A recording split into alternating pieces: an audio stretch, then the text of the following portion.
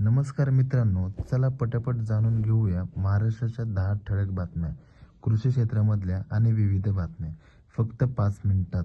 आणि आपण कुठल्या जिल्ह्यातून बघत आहात हे कमेंटमध्ये नक्की सांगा. चॅनलवरती नवीन असेल तर लाईक आणि सबस्क्राईब नक्की करा.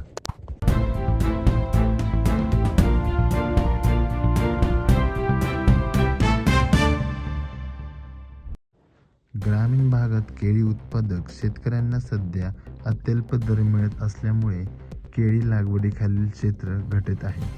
केळी उत्पादनाला उत्पादन खर्चावर आधारित हमी भाव मिळवून देण्यासाठी प्रयत्न सुरू असल्याचे मत राष्ट्रीय केळी महासंघाचे अध्यक्ष किरण चव्हाण यांनी व्यक्त केले. सांगली जिल्ह्यातून 2025-26 हंगामात आतापर्यंत 405 टन द्राक्ष निर्यात आखाती देश युरोपियन देशांमध्ये सुरू झाली आहे. मात्र नैसर्गिक आपत्तीमुळे नुकसान झाल्याने यंदा द्राक्ष उत्पादनावर मोठा परिणाम झाला आहे. नवीन वर्ष सुरू होऊन 1 महिना उलटला तरीही अद्यापही कांदा बाजारभाव सुधारणा दिसून येत नसल्याचे चित्र आहे. आज 3 फेब्रुवारी रोजी जवळपास 1,87,000 क्विंटल कांदा आवक झाली. यामध्ये कमीत कमी 500 रुपयांपासून सरासरी 1200 रुपयांपर्यंत दर मिळाला.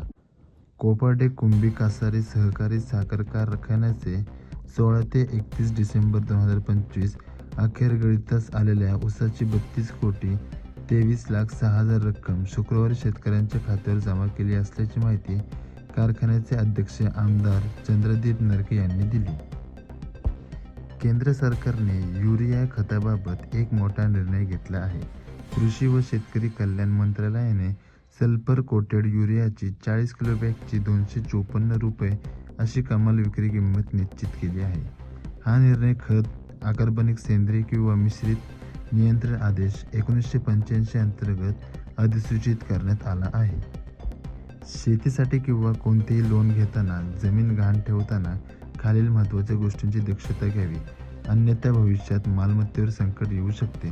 फक्त गरज असल्यास लोन घ्या. कर्जाचा वापर कुठे आणि किती करणार हे स्पष्ट असावे. व्याजदर, परतफेडीची मुदत आणि एकूण रक्कम स्पष्ट समजून घेऊया. कर्ज कोणत्या प्रकारचं आहे ते समजून घ्या. शेती कर्ज, वैयक्तिक कर्ज, गृहकर्ज, व्यवसाय कर्ज, प्रत्येक प्रकारचे नियम वेगळे असतात. शेतीसाठी कर्ज घेत असल्याच्या बँकेच्या कृषी विभागातून माहिती घ्यावी.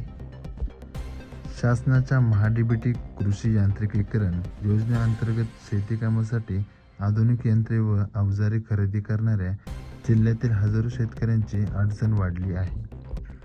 सन 2025-26 हंगामासाठी किमान आधारभूत किंमत 5,328 प्रति क्विंटल आहे.